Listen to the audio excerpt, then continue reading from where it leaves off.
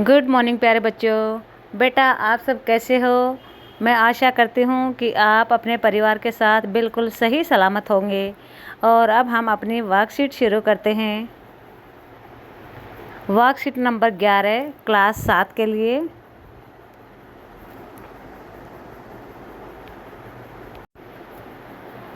बेटा ये वाली वर्कशीट हमारी व्याकरण की है। इसमें आकारांत पुल्लिंग का शब्द दे रखा है। आकारांत पुल्लिंग का शब्द बालक शब्द। बालक शब्द का अर्थ होता है बालक, बच्चा।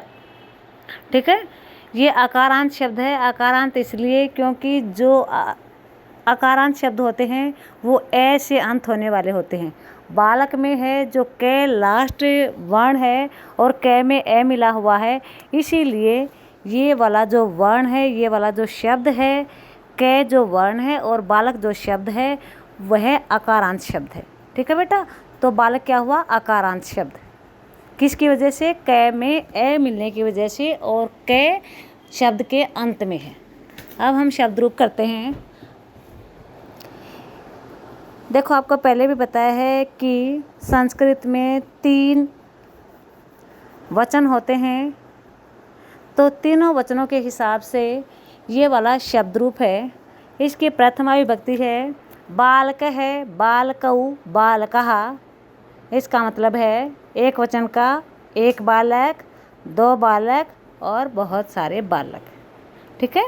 द्वितीय विभक्ति बालकम, बालकऊ, बालकान। बालक को, 2 बालकों को, बालकान बहुत सारे बालकों को। तृतीय विभक्ति बालकेन, बालकाभ्याम, बालकई। एक बालक के द्वारा, 2 बालकों के द्वारा और सभी बालकों के द्वारा। तृतीय विभक्ति हमने की अभी, इसके बाद है चतुर्थी बालकाय, बालकाभ्याम, बालकेभ्य। बालकाय यानी एक बालक के लिए, बालकाभ्याम 2 बालकों के लिए, बालकेभ्य सभी बालकों के लिए। पंचमी विभक्ति बालकात, बालकाभ्याम, बालकेभ्य। एक बालक से, 2 बालकों से और बहुत सारे बालकों से। षष्ठी विभक्ति बालकस्य, बालकयोः, बालकानां। एक बालक का, 2 बालकों का और बहुत सारे बालकों का। सप्तमी बालके, बालकयोः, बालकेषु। एक बालक में, 2 बालकों में और बहुत सारे बालकों में। लास्ट है संबोधन। संबोधन का प्रयोग जब भी हमें किसी को बुलाना हो तो उसके लिए किया जाता है हे, नाम के सामने हे वर्ड लगा के।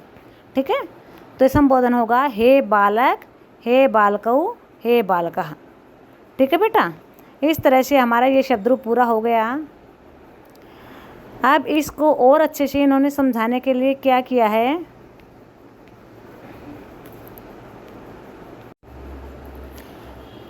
दूसरे पेज में देखें और जाने में बड़े अच्छे से इन्होंने रंग बिरंगे पेन से कलर करके बड़े अच्छे से समझा रखा है कि किस तरह से एक बालक के लिए कर्ता ने कर्म को तृतीय विभक्ति, चतुर्थी, पंचमी, षष्ठी और अधिकरण किस तरह से होते हैं इन्होंने बताया है। जैसे द्वितीय विभक्ति में कारक का जो चिन्ह होता है वह होता है ने। ठीक है, द्वितीय विभक्ति में कर्म कारक होता है और उसका चिन्ह होता है को। तृतीय विभक्ति होती है करण कारक है, उसका चिन्ह होता है से या के द्वारा। चतुर्थी विभक्ति संप्रदान, इसका चिन्ह होता है के लिए। अब है पंचमी विभक्ति अपादान से अलग होने में। पंचमी विभक्ति का प्रयोग होता है जब एक चीज़ किसी दूसरी चीज़ से अलग हो रही हो, उसके लिए अपादान कारक का प्रयोग होता है। संबंध षष्ठी विभक्ति, जिसका चिन्ह होता है का, के, की। इसमें एक वस्तु का दूसरे वस्तु के साथ संबंध बताया जाता है। सप्तमी विभक्ति अधिकरण। अधिकरण का मतलब होता है जैसे कोई चीज़ किसी दूसरी चीज़ के ऊपर रखी हुई है या उसके अंदर है। ठीक है, अधिकरण इसका निशान होता है, चिन्ह होता है मे पर। जैसे मेज पर पुस्तक रखी है, उसके लिए अधिकरण कारक आएगा। अब है संबोधन। संबोधन का चिन्ह होता है हे, रे, अरे।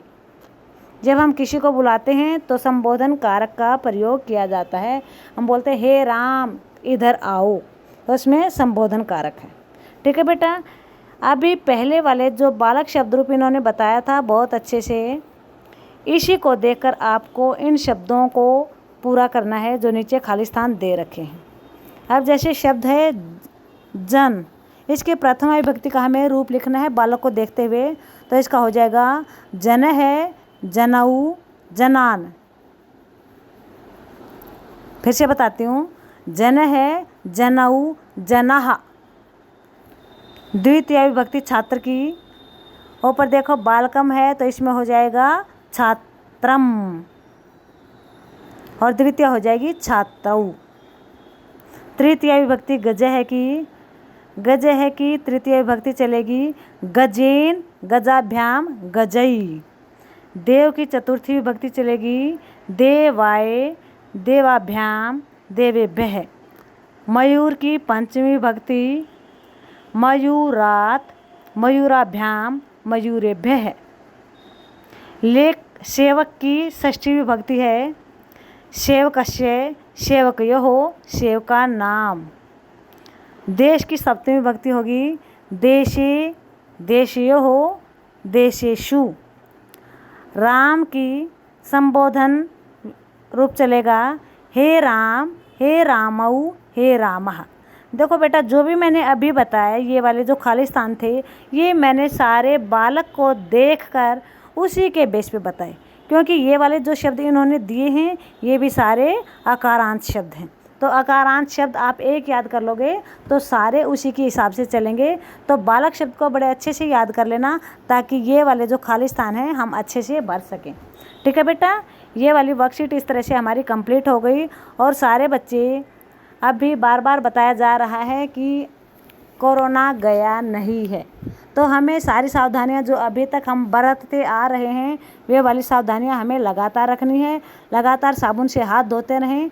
जब भी आपको किसी काम से घर से बाहर जाना हो तो मास्क ज़रूर लगाएं और 6 फीट की दूरी का ध्यान रखें। थैंक यू बेटा।